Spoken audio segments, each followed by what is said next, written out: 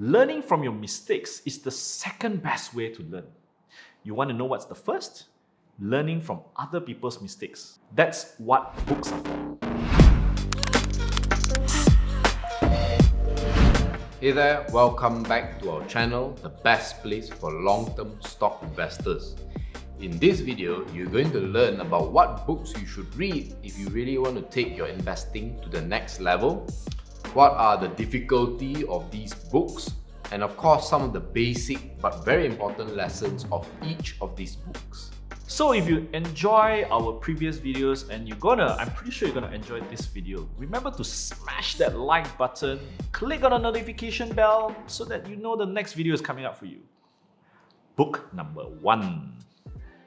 One Up on Wall Street by Peter Lynch.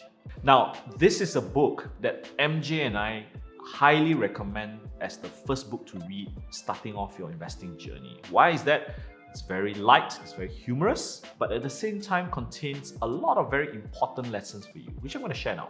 Now, some background about Peter Lynch. He was a fund manager for this fund called the Magellan Fund at Fidelity Investments.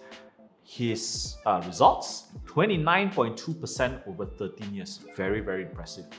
The first takeaway is actually his belief that the retail investor can actually do better than the professional investor if he or she is willing to do a little bit more research. The phrase he would use to describe this was, if you like the store, chances are you will like the stock. I love it.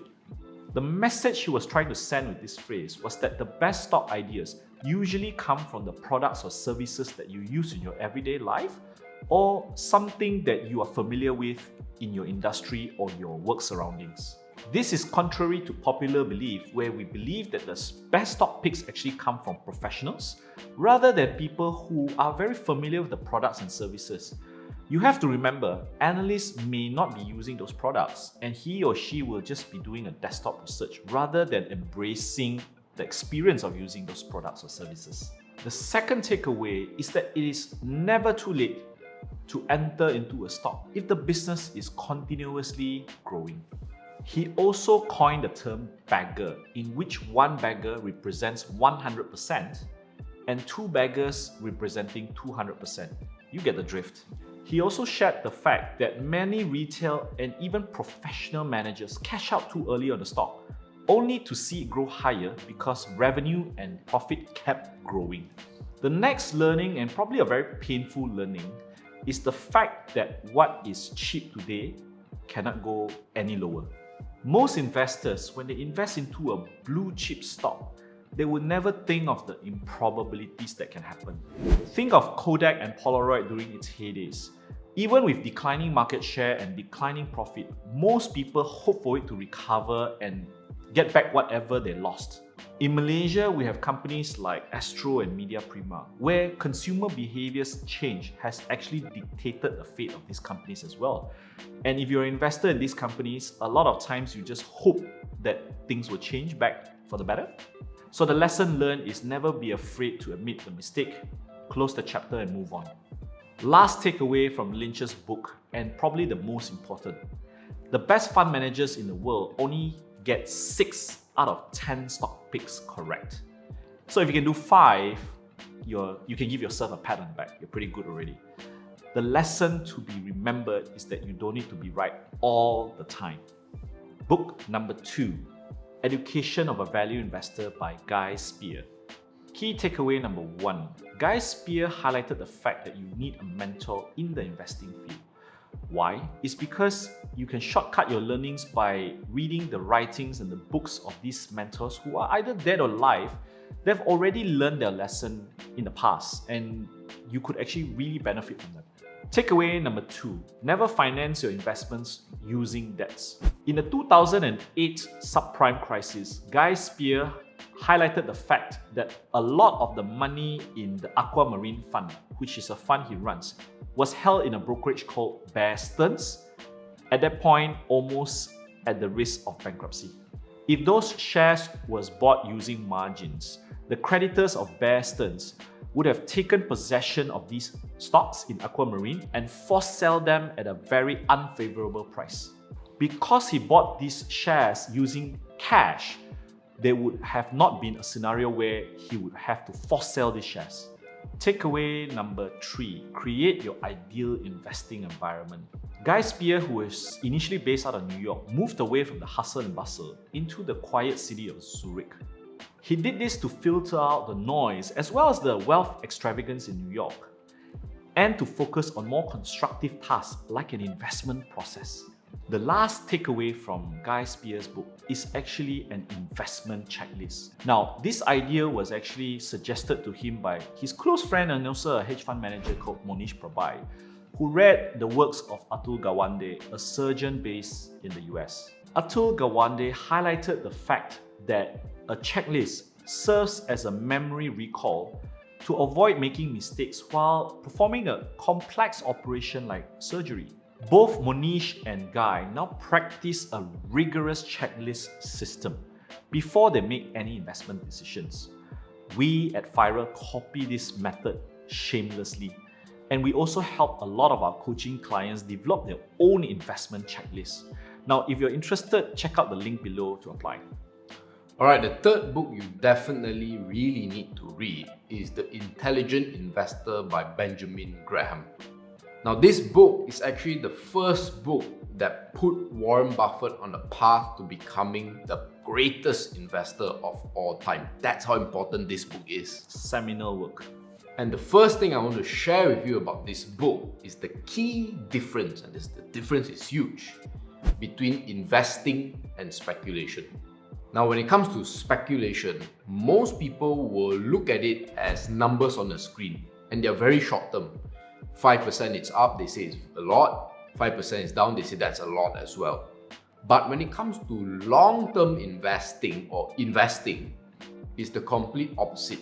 Investors look at stocks as businesses that they invest in. Now, if you think about it, if investing in stocks is like investing in a business, basically you're almost like a business owner as an investor. Now, as an investor or business owner, are you going to buy a business and then sell it maybe 2 hours later or 2 weeks later? No, right? You know that businesses takes time to build, and the value that you extract, again, takes time. And the thing you really want to remember is this. If you want to predict future stock prices, you just need to predict how the business is going to do. Because if the business does well, the stock will follow. That's a very big point in this book. And another thing about speculation is that because it is so short-term and exciting, it often is very, very emotional. And it might be fun in the short term, but if you try to do it over the long term, number one, it's not going to be good for your mental health. And number two, you're probably going to lose money. Now, investing, in contrast, is based on thorough research, meaning that it's not emotional, it's about the facts, the numbers, and the story. So the approach is totally different. Now, the next thing you can learn about this book is this whole concept or idea of Mr. Market. Now, imagine Mr. Market as this guy where every day, let's say in Malaysia, there's 900 worth stocks. Every day, Mr. Market will throw at you stock prices. Nestle at 130 ringgit. QL Resources at 11 ringgit. Some penny stock at 4 cents. That's what Mr. Market is. But you see, the fact is this. The stock price and the business value often don't equate. Meaning, a stock price can go up 100%. That does not mean that the business has gone up in value 100%. And the same is if the stock price falls. The value doesn't necessarily fall when it comes to the business. And because the business value is one thing and Mr. Market, manic Mr. Market is another thing, that's why investors, good investors, can make money because they often diverge. They don't match. And the best example to this is, in my view, Amazon. From 1999 to 2002, the stock price actually fell 90%, 90 plus. But to Jeff Bezos, who was one of the largest, probably the largest shareholder at that time, he was saying that was ridiculous. Because the business metrics, how many stores are being opened, how many stuff is being sold on Amazon, how many users are on Amazon, kept going up. So if you were an investor, you wouldn't look at it and say that, wow, Amazon is bad because it fell 90%, but that is actually a very good buying opportunity. Now, this next book that I'm going to recommend is the most complicated one, and that is Securities Analysis. Think of this book as Intelligent Investor, but times 10 when it comes to difficulty. And it's written by the same author, Benjamin Graham. Now, there are actually a lot of lessons that I can talk about in this book because it's like this thick, and it's actually a textbook for those of you all who don't know. MBA textbook, MBA right? textbook in the US.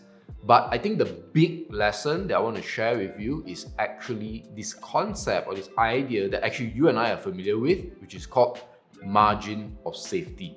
Now understand this. You know, when you cross a bridge, usually there will be a sign that tells you how much weight that the bridge can take. Now let's say that there's this hypothetical bridge that says, oh, it's 1,000 kilos that can pass through the bridge.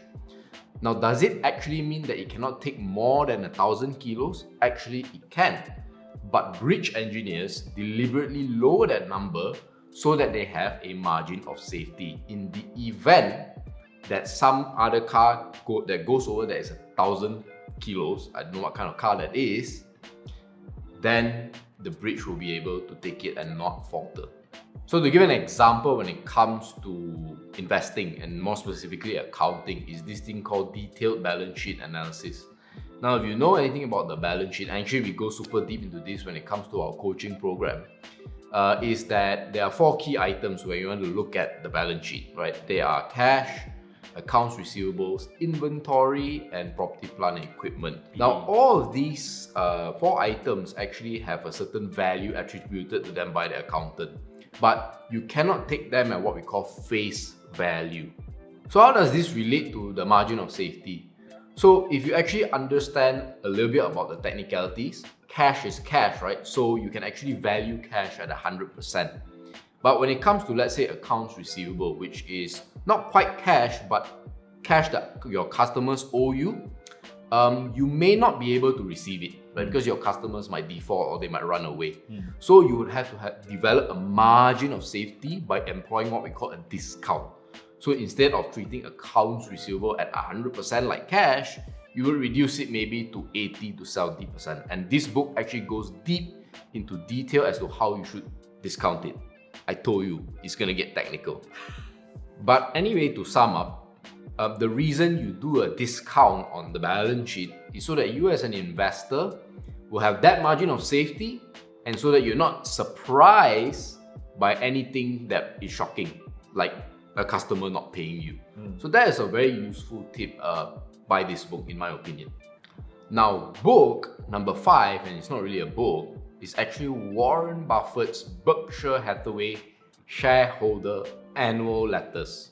Now, of all the readings, this is my favorite, primarily because of Warren Buffett's writing style and actually, even more importantly, the countless lessons you can learn from all these letters. Now, there are 2 lessons. The first one is about See's Candy, which is a candy store that is situated mostly in California. Now, why this was a very important lesson that I learned from Warren Buffett is that Warren Buffett was not very willing to buy companies that were very high PE. He wanted low PE stocks, right? But when it came to See's Candy, he decided to break that rule after much persuasion from his partner, Charlie Munger. And what happened was that because he broke through that rule, which a lot of starting newbie investors have of buying high PE stocks, that stock actually gave him the money to produce and buy so many other investments and stocks. To give you an idea how successful this investment was for Berkshire Hathaway or Warren Buffett, in 1972, he invested $25 million, and as of 2019, See's Candy actually already generated $2 billion in pre-tax income. That's crazy. And the second lesson I want to share, which is actually a mistake on the part of Warren Buffett, is this company called Dexter Shoes. Now, he was really excited, the numbers looked really good when it came to the company, but later on they found out in the 90s especially, China, which was coming up as an economy, could produce the same shoes for a lot cheaper. And because of it, Dexter's shoes got decimated and Warren Buffett lost a lot of money. We hope that this video has summarized some of the key books that we felt could help you to be a better investor. Remember to watch the other videos that we have on this channel, and if you really enjoyed the content that we have, click on the subscribe button, smash that like button, and click on the notification bell so that you can follow us on the next video. See you in the next one.